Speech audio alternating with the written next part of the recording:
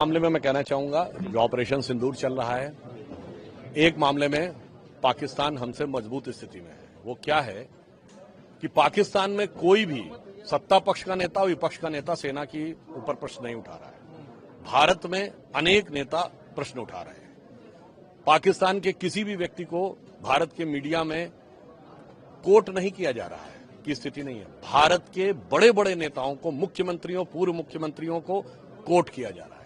पाकिस्तान के किसी नेता का ऐसा कोई वक्तव्य नहीं है जिसे हम अपने डोजियर में पाकिस्तान के विरुद्ध यूज कर सकें। मगर भारत के बड़े प्रमुख नेता का स्टेटमेंट पाकिस्तान हमारे विरुद्ध डोजियर में यूज होता है। ये कुछ कुछ वैसा ही जिससे जनरल बिपिन रावत ने 2.5 फ्रंट की लड़ाई कहा था, 2.5 फ्रंट की लड़ाई। तो मुझे लगता है देश को सब तरफ से चौकन्ना होने की जरूरत है। आज का जो समय है, मेरा मानना है दलगत राजनीति से ऊपर होकर सबको साथ में खड़े होकर आगे चलना चाहिए।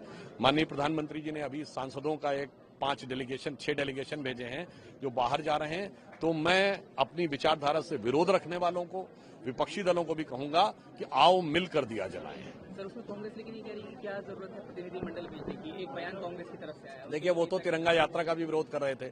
जिन्हें हमास और हिजबुल्लाह के लिए निकलने वाली यात्राओं में सत्य और सहानुभूति दिखती थी, उन्हें भारत की सेना के शौर्य के लिए निकलने वाली तिरंगा यात्रा में राजनीति दिखती है। मुझे लगता है इस नजरिए की जरूरत है। और जहां तक ये बात है, प्रधानमंत्री जी ने उदारता दिखाई है। कांग्रेस के नेता शशि थरूर जी एक डेलीगेशन के लीडर हैं। जहां तक मैंने सुना है कि शायद सलमान खुर्शीद जी एक डेलीगेशन के लीडर। सभी विपक्षी दलों को, एनडीए के दलों को साथ में लेकर भारत की एकजुटता का एक प्रतिनिधित्व अंतर्राष्ट्रीय स्तर के ऊपर प्रधानमंत्री श्री नरेंद्र मोदी जी ने करने का प्रयास किया। शशि थरूर के मसले पर कांग्रेस में भी तोड़फाड़ देखने को मिल रही है कहीं ना कहीं, क्योंकि तमाम चीजें जैसा कि आप जानते हैं शशि थरूर को लेकर हो रही है। शशि थरूर अपनी तरफ से जरूर, वो विदेश संबंधी संसदीय समिति के अध्यक्ष हैं और इसका पद कांग्रेस की अनुशंसा पर ही उनको मिला है। समझ में नहीं आता है कि वो अपने ही विदेश संबंधी समिति के अध्यक्ष। इसका मतलब कांग्रेस में अविश्वास और राजनीति इतना अधिक है कि वो भारत की सरकार, भारत की सेना के साथ साथ अपनी पार्टी के लोगों पर भी अविश्वास से ग्रस्त हैं।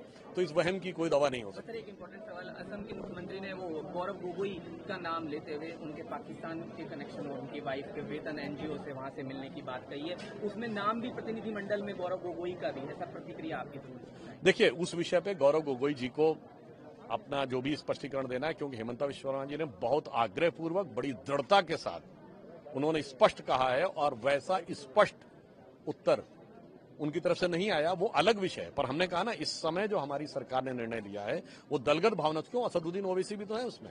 हमने ये नहीं देखा है कि कौन विरोध कर रहा। हमने कहा पूरे भारत का प्रतिनिधित्व होना चाहिए। यानी ये दिखना चाहिए कि सारा भारत समवेत स्वर में, एक रूप में आगे बढ़ता हुआ दिखाई पड़ रहा है।